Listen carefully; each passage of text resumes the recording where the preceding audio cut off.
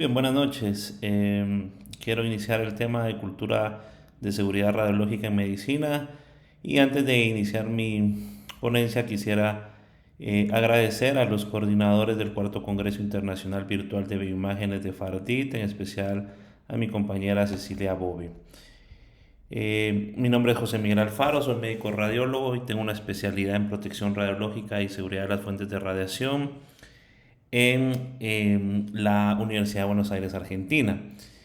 Actualmente soy radiólogo, trabajo como docente en radiología en el Hospital General San Juan de Dios de Guatemala y en algunas clínicas y hospitales privados. Quisiera iniciar mi charla declarando que no tengo ningún conflicto de intereses en la siguiente presentación. Quisiera iniciar con el objetivo que me he trazado para esta charla y este consiste en implementar patrones de comportamiento que fortalezcan la cultura de seguridad radiológica en la medicina. Antes de hablar de la cultura de la seguridad debemos de entender qué es este término y cuando nos referimos a ella sabemos que es un conjunto de características y actitudes en las organizaciones, en sus gerentes y por ende también en sus trabajadores, lo que asegura que como prioridad primordial los problemas de seguridad recibirán la atención justificada por su importancia. ¿Por qué es importante que hablemos de la cultura de la seguridad en la salud? Bien es conocido que existe una mayor prevalencia de muertes y efectos agudos tempranos en la salud, muchas veces por incidentes de la radiación en medicina, tanto en radiología convencional, cardiología intervencionista, medicina nuclear y radioterapia. Y por ende también es importante porque existe la necesidad de prevenir que estos efectos perjudiciales que surgen muchas veces por errores médicos o exposiciones no intencionadas. Entonces, la cultura de la seguridad nos puede ayudar a dos cosas. Por un lado, a prevenir estas lesiones y muertes y por otro lado, nos puede ayudar a reducir la dosis de radiación que es no intencionada y que muchas veces reciben los pacientes y el personal en general, también nosotros como trabajadores ocupacionalmente expuestos. Entonces, existe la investigaciones, por ejemplo en Estados Unidos, cerca de 1999, se estimó que los errores médicos prevenibles causaban una muerte en casi 44,000 a cerca de 98,000 pacientes cada año en los hospitales de Estados Unidos. Y en el 2013 se encontró que el número de muertes incluso podría subir a cerca de 500,000 de pacientes, producto de errores que son muchas veces prevenibles. Y la literatura americana describe estos errores como casi accidentes. ¿Qué significa esto?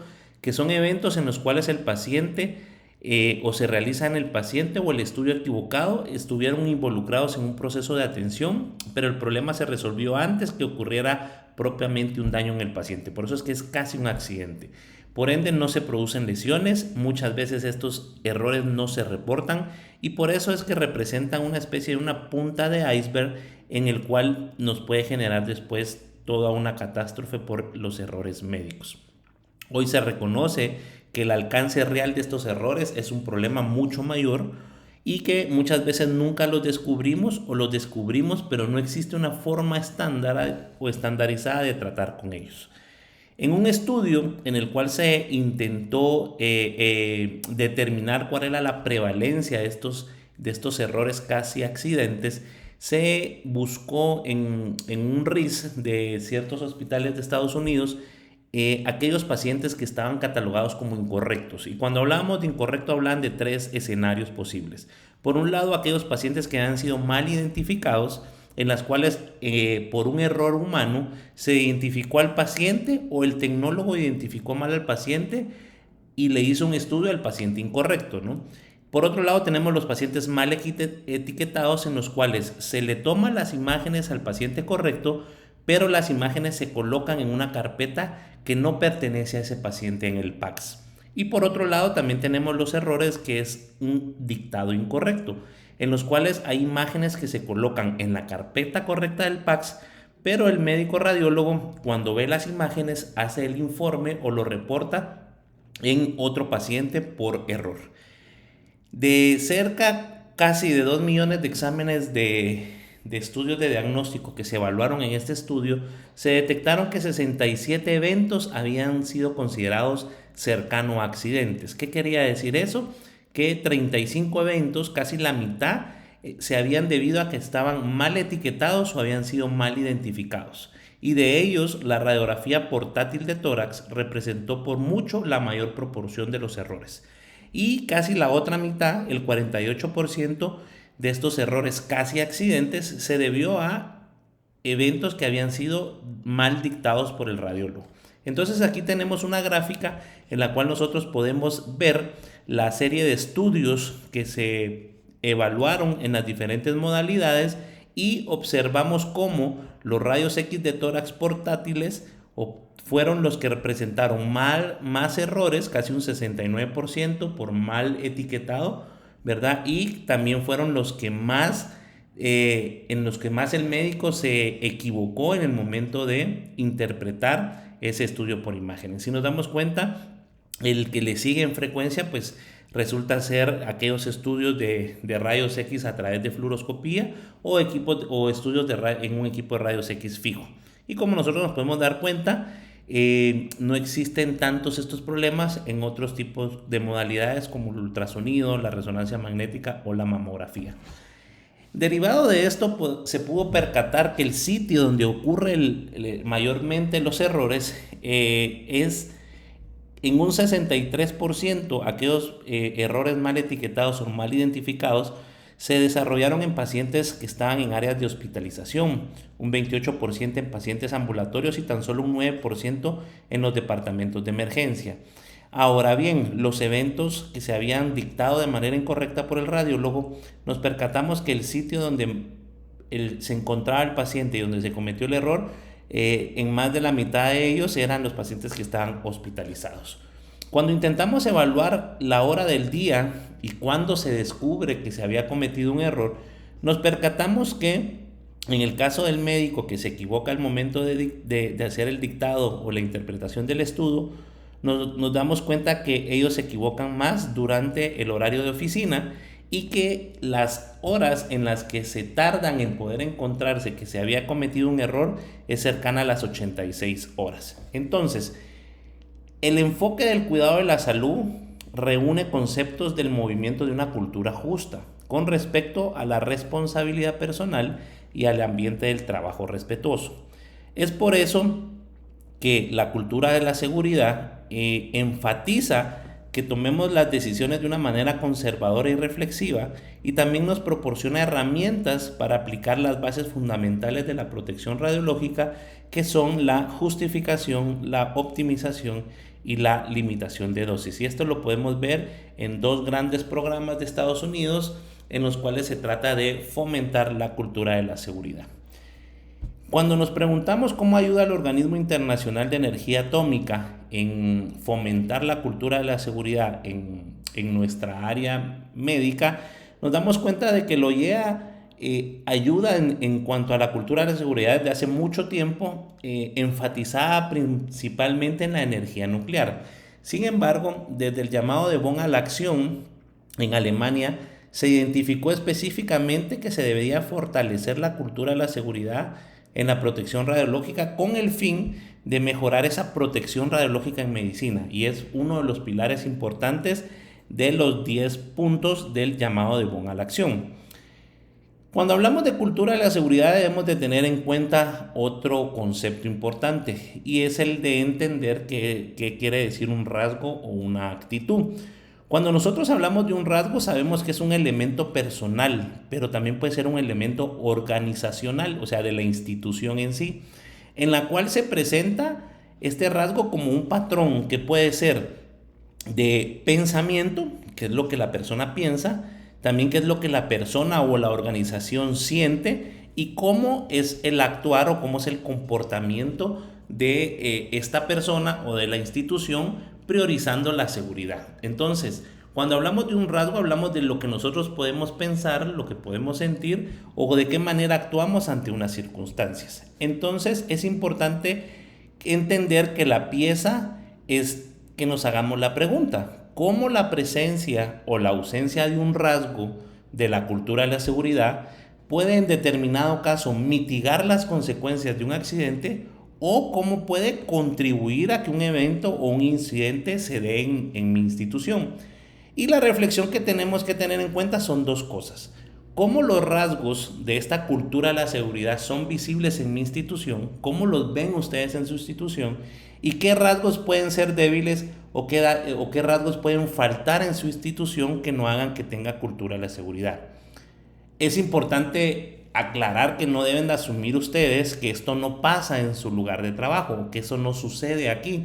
Realmente tenemos que, y nos vamos a dar cuenta en el transcurso de las diapositivas, en los cuales vamos a observar que esto pasa a todos niveles y bajo cualquier tipo de modalidad de diagnóstico. Debemos de considerar por eso que como los procesos que se realizan en el trabajo de cada una de nuestras instituciones puede entonces potencialmente permitir que ocurra un evento o un accidente debido a que existe una falta de enfoque de la cultura de la seguridad. Es por eso y a raíz de esta problemática que el Organismo Internacional de Energía Atómica ha generado los Trade Talk, que son charlas de cultura de seguridad que ofrecen una mejor comprensión y establece 10 rasgos culturales principales que se aplican al trabajo para realizar un cuidado de la salud. Y a partir de estos 10 rasgos nosotros vemos por qué es importante tener ese rasgo y cómo se ve ese rasgo en cada una de nuestras instituciones. Esta es una diapositiva en la cual nosotros podemos ver cada uno de estos rasgos o actitudes que debemos de tener en nuestro desempeño diario en este mundo radiológico. Y hoy en esta charla específicamente vamos a centrarnos en el primer rasgo, que es la responsabilidad individual, y cómo la responsabilidad individual, como el primer eslabón de esta cadena de 10 rasgos, nos puede ayudar a permitir a implementar la cultura de la seguridad en nuestras instituciones. Entonces, cuando nosotros comprendemos, y estas gráficas o estas dos gráficas me parecen importantes, porque evidentemente el concepto de responsabilidad individual puede tener diferentes tipos o puntos de vista, ¿no? En este caso, pues la novia sale corriendo y no existe una responsabilidad ante el matrimonio, y en este caso pues vemos una familia con bastantes hijos en los cuales pues sí está fortalecida la responsabilidad individual de cada uno de los padres en buscar el matrimonio. Entonces, esta gráfica es también sumamente importante porque en el desempeño diario de nuestras acciones en la radiología como trabajadores de salud, pues nuestro actuar o la forma individual en que actuamos tiene una característica especial en relación a cómo se desarrolla el trabajo en cada una de nuestras instituciones y cómo por ello depende de esa responsabilidad individual que el trabajo se realice de la mejor manera. Es por ello que todos debemos asumir esa responsabilidad individual para la seguridad de nuestra institución.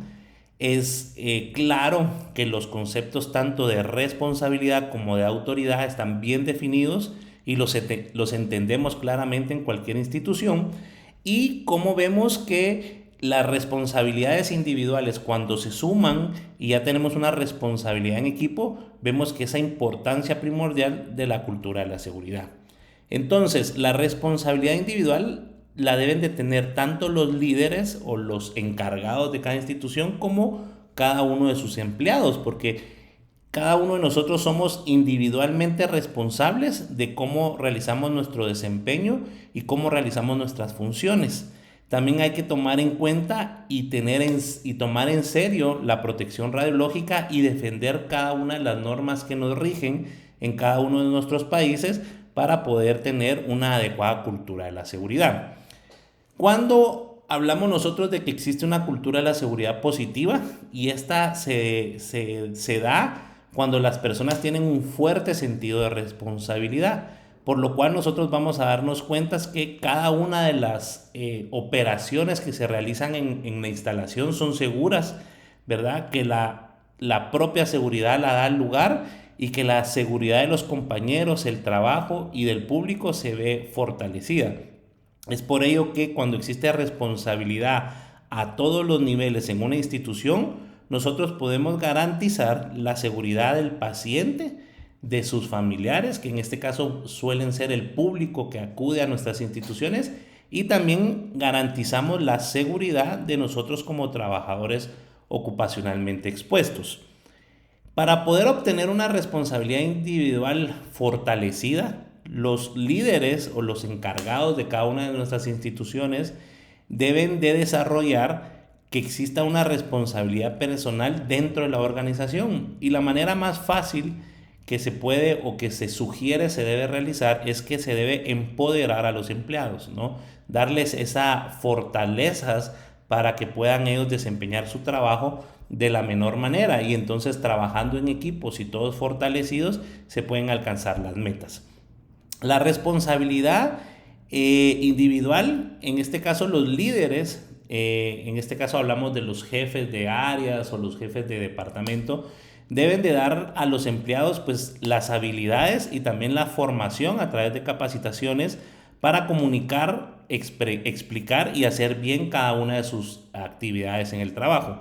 También deben de establecer objetivos de rendimiento en los cuales deben de existir comportamientos y también resultados específicos. Se debe evaluar el desempeño de cada trabajador y debe existir una retroalimentación oportuna para fortalecer la responsabilidad individual. También se debe de tener una rendición de cuentas a través de la recompensa. ¿Qué quiere decir eso? Que se debe de evaluar cómo se ha desarrollado el trabajo constantemente y deben de existir recompensas a través de premios en el lugar de desanimar al empleado y castigarlo cuando hizo algo mal, ¿no? Entonces la idea es premiarlo cuando hacen bien las cosas.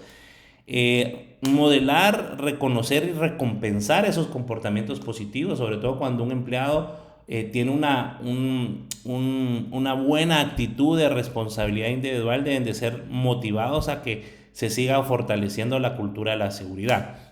Es por ello que todos debemos asumir como propiedad personal esas acciones y decisiones que tenemos para que esa responsabilidad individual se convierta en una parte fundamental de la cultura de la seguridad en una organización. Acá tenemos otro estudio en el cual nosotros vamos a poder ver cómo interfiere esas responsabilidades individuales en nuestro trabajo diario, ¿verdad? Este estudio realizado en Estados Unidos también es una opción para el correcto uso de las radiografías portátiles. Si recapitulamos diapositivas anteriores en las que vimos que existían muchos errores, sobre todo en estudios de rayos X portátiles que se hacían, como nosotros sabemos, eso le genera dosis de radiación extra a los pacientes.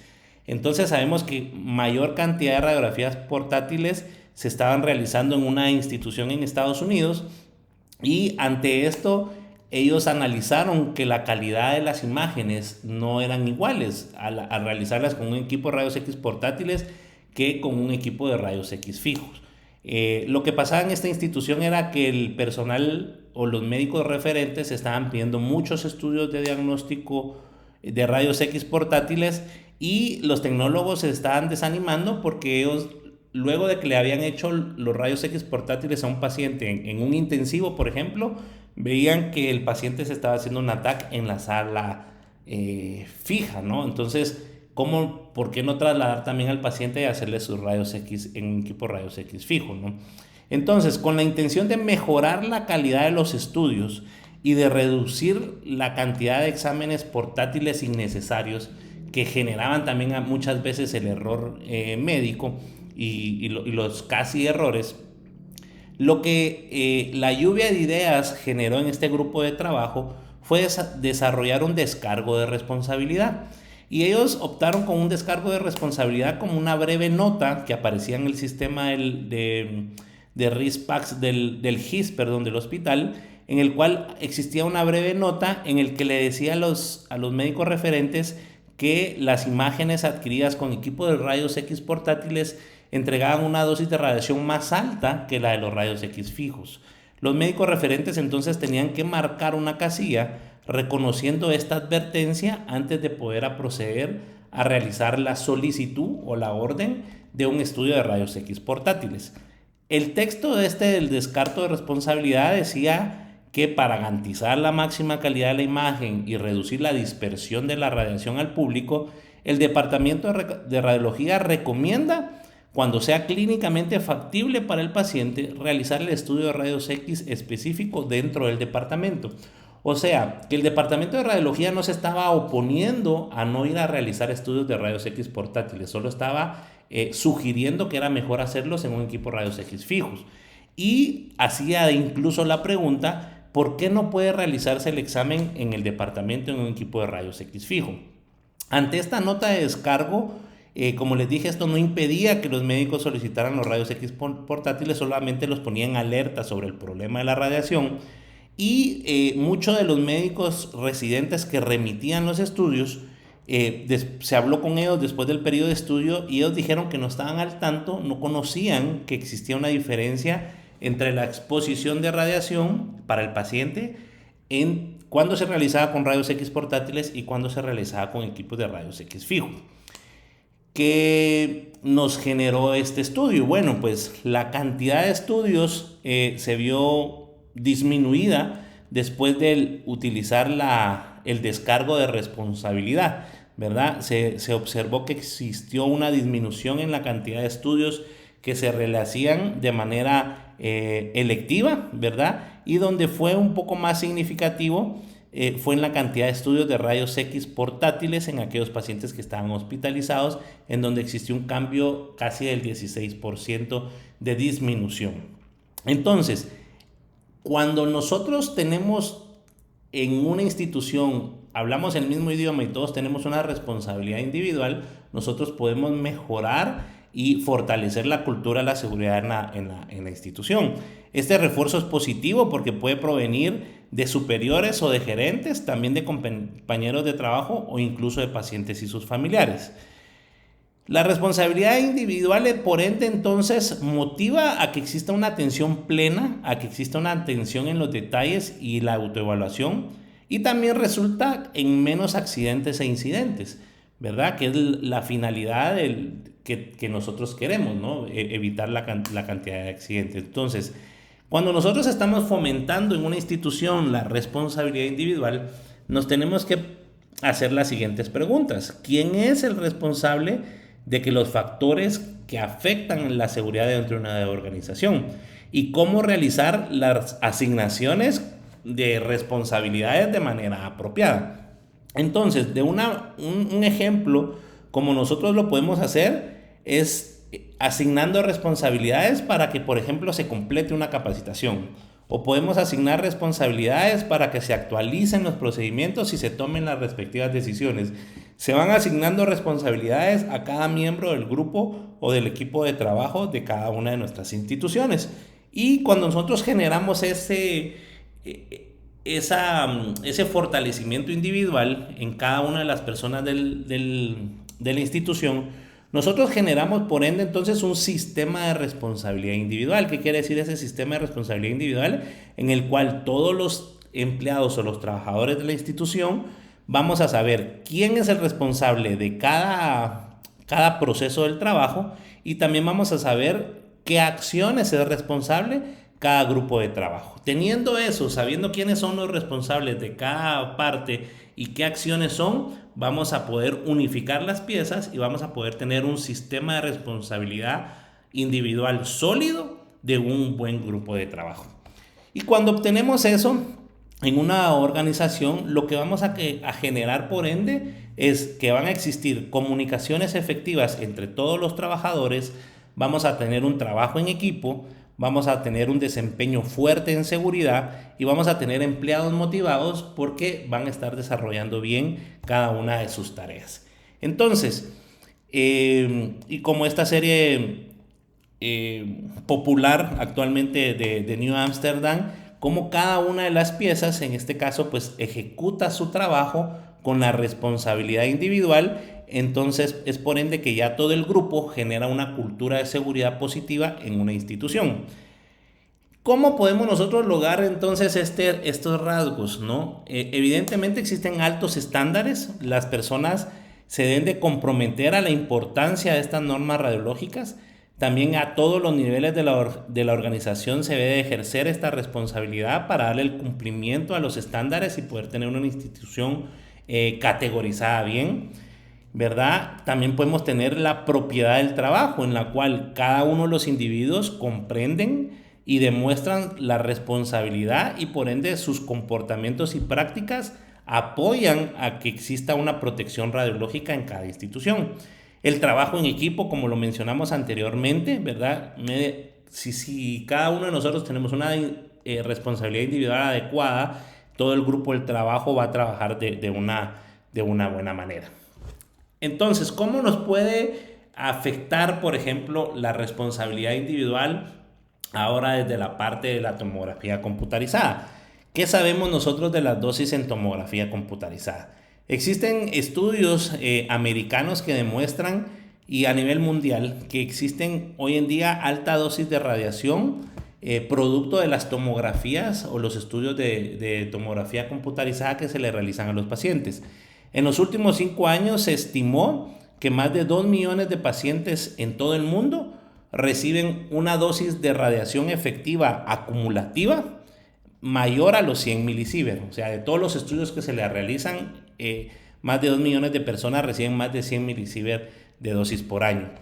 El estudio clasificó a 35 países en los cuales existió más de 100 milisieverts de dosis en exámenes por tomografía por cada mil personas y lo categorizó como dosis baja, dosis media o dosis alta.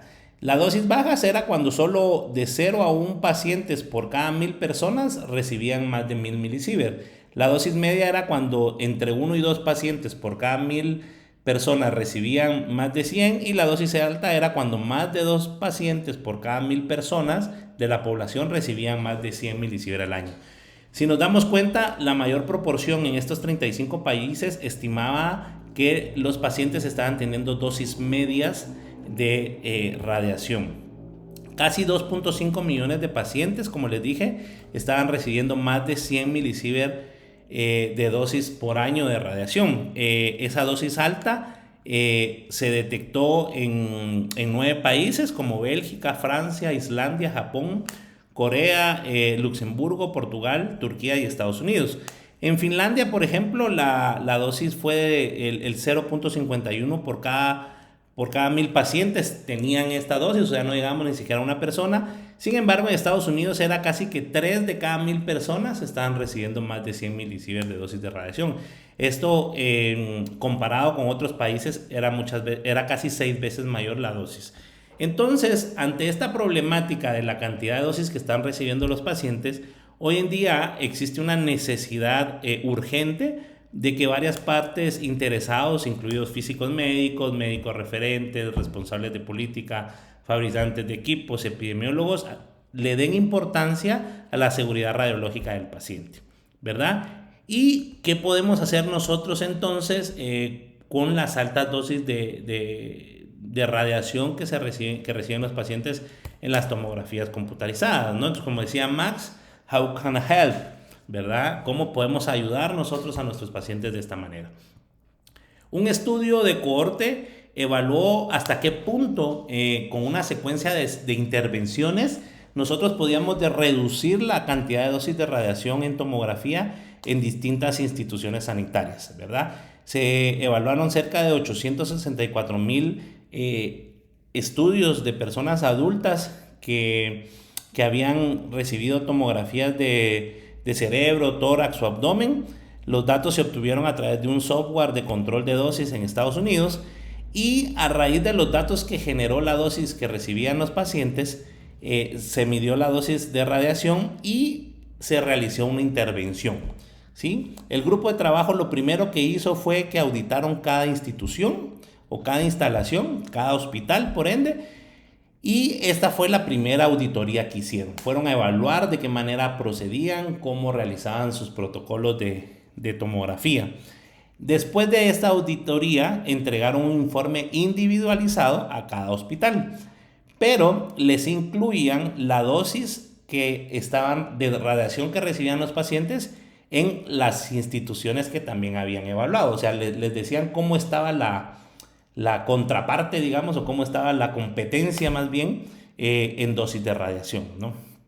En una segunda intervención, 4 semanas después que ya les habían dejado el informe individual, se realizó una segunda auditoría en la cual volvieron a evaluar cómo estaban utilizando los protocolos de tomografía, cómo estaban procediendo a realizar sus acciones, y se les generó otro informe de la dosis que estaban recibiendo. Posterior a ello se les realizaron conferencias y debates en las cuales se pretendió orientarlos sobre qué métodos podían mejorar la calidad para optimizar la dosis de la radiación, o sea, de qué manera podían, por ende, darle una menor dosis de radiación al paciente bajo el principio de Alara en busca de optimizar los protocolos. Y por último realizaron un foro en los cuales les compartieron mejoras prácticas y cómo podían implementar esos cambios. Básicamente en el foro se preguntaron cómo modificar esos parámetros técnicos de los escáneres de cada tomografía para que coincidieran con los que se utilizan otras instituciones que utilizan la dosis de radiación más baja, ¿no? Evidentemente cada hospital podría tener una marca de tomógrafo distinto, entonces lo que pretendían era cómo unificar o modificar esos parámetros para alcanzar a la otra institución que tenía las dosis más bajas de radiación. El programa, por ende, lo que desarrolló fue una mejora de la calidad en la tomografía. Y si nosotros nos podemos dar cuenta en esta gráfica, nosotros observamos cómo las dosis de radiaciones disminuyeron en casi todas las modalidades o todos los tipos de tomografías que se hicieron, ¿no? Acá tenemos en esta columna o en la primera columna las dosis tanto efectivas como las dosis en órgano individual que se recibían, por ejemplo, en tomografía de tórax con abdomen, y cómo nosotros vemos después de la intervención, que fue solo realizar auditoría y dejarles unos informes, cómo cambió la responsabilidad individual de cada institución y cómo modificaron sus acciones, y por ende eso logró ir disminuyendo paulatinamente la dosis de radiación. En donde nosotros vimos este estudio donde demostró que existía mayor significado en la reducción de dosis fue la dosis de órgano individual, en la cual vimos que se disminuyó significativamente la cantidad de dosis que estaban recibiendo cada uno de los órganos en relación al área.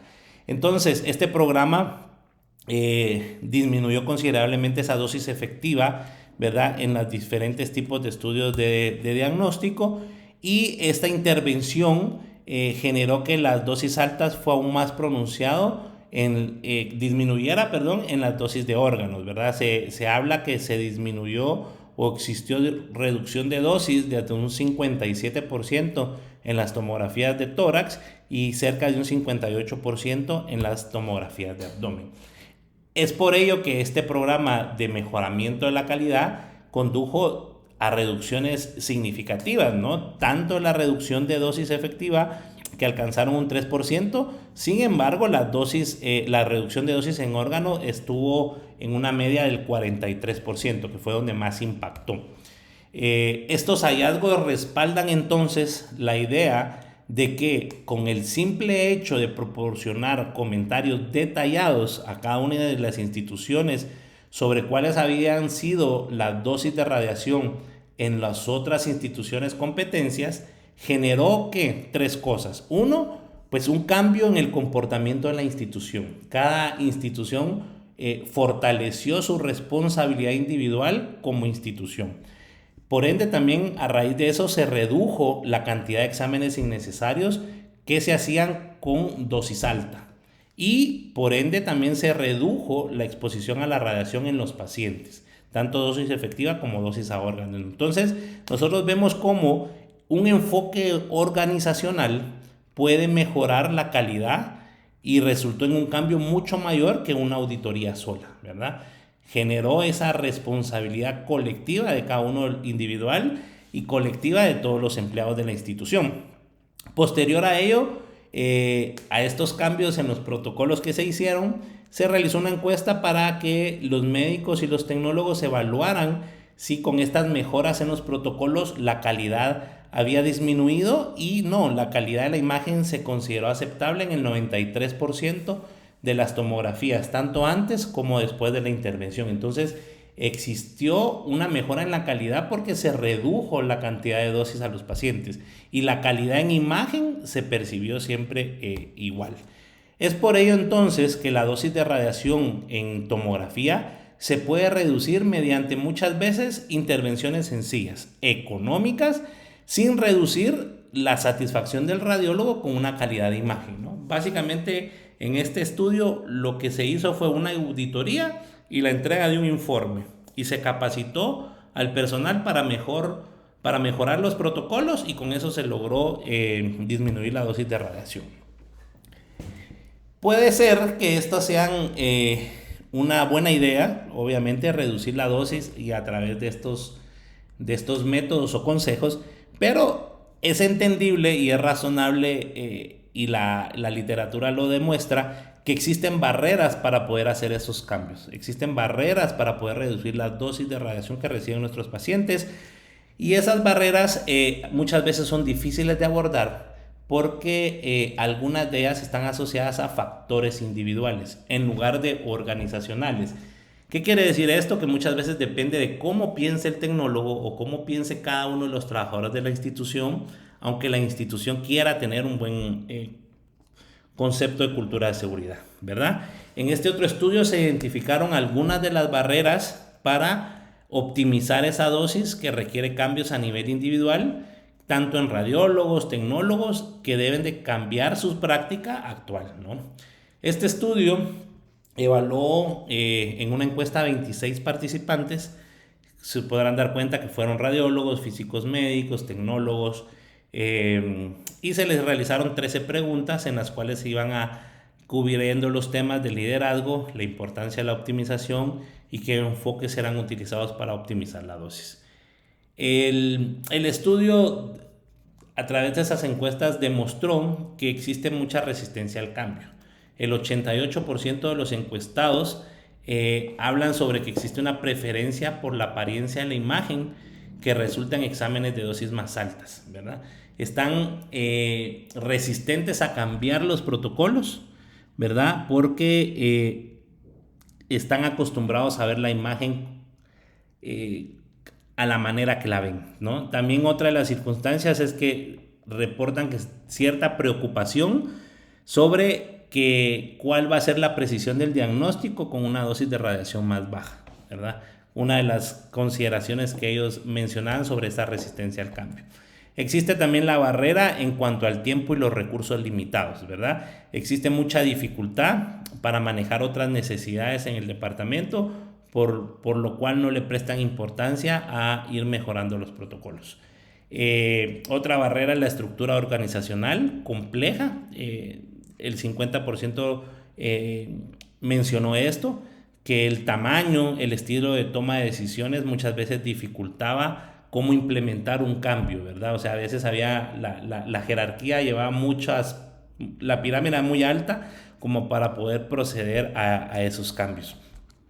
La otra era la falta de apoyo y liderazgo, ¿no? Casi la mitad de los encuestados reportó que los líderes o los jefes de áreas o de departamentos no mostraban un apoyo en cuanto al liderazgo, y esa es una de las preocupaciones sobre que las dosis compitan con otras preocupaciones como la seguridad del paciente. Realmente en algunas instituciones no le prestan importancia a eso. Otra de las situaciones, en casi el 60% habla sobre las variaciones de los equipos, ¿no? Hay un desafío para optimizar la dosis de las diferentes máquinas o los diferentes fabricantes de equipos. Y la otra circunstancia también es la variabilidad de los protocolos que existen en tomografía computarizada. Cada equipo tiene sus diferentes protocolos y el uso de estos es distinto, que nos permite muchas veces disminuir la dosis, pero nos hace también tener que estar capacitados en conocer todas las marcas de equipos.